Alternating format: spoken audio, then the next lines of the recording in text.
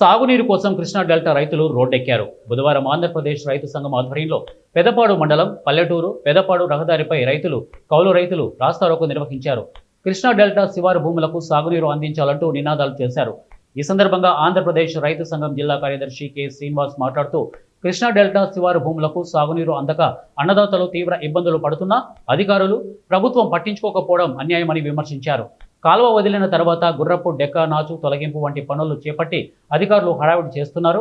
ముందస్తు ప్రణాళిక లేకపోవడం వలన అధికారులు ప్రభుత్వ వైఫల్యాలకు రైతులు బలైపోతున్నారని ఆందోళన వ్యక్తం చేశారు. గత సంవత్సరం కూడా ఇదే సీజన్లో సాగునీటి సమస్యలపై కౌలు రైతులు ఆందోళన చేస్తే వచ్చే సంవత్సరం నాటికి కేసీ కెనాల్ను ఆధునీకరిస్తామని, సాగునీటి సమస్య తలెత్తకుండా చర్యలు చేపడతామని ఇచ్చిన హామీలు నీటి మూటలుగా మిగిలాయని విమర్శించారు.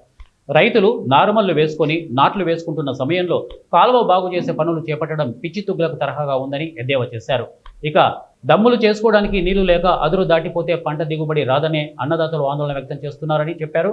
అవసరమైతే పట్టిసీమ ఎత్తిపోతల పథకం ద్వారా వస్తున్న నీటిని కృష్ణా కెనాల్లోకి మళ్లించి కృష్ణా డెల్టా శివారు ప్రాంత భూములకు సాగును అందించాలని డిమాండ్ చేశారు. అనంతరం జరిగిన రైతుల సమావేశంలో అధికారులు ప్రభుత్వం వెంటనే స్పందించకపోతే ఇక వట్లూరి వద్ద రహదారి దిగ్బంధనం చేయాలని నిర్ణయించినట్లు కౌలు రైతులు ప్రకటించారు. ఈ కార్యక్రమంలో కౌలు రైతులు పాల్గొన్నారు.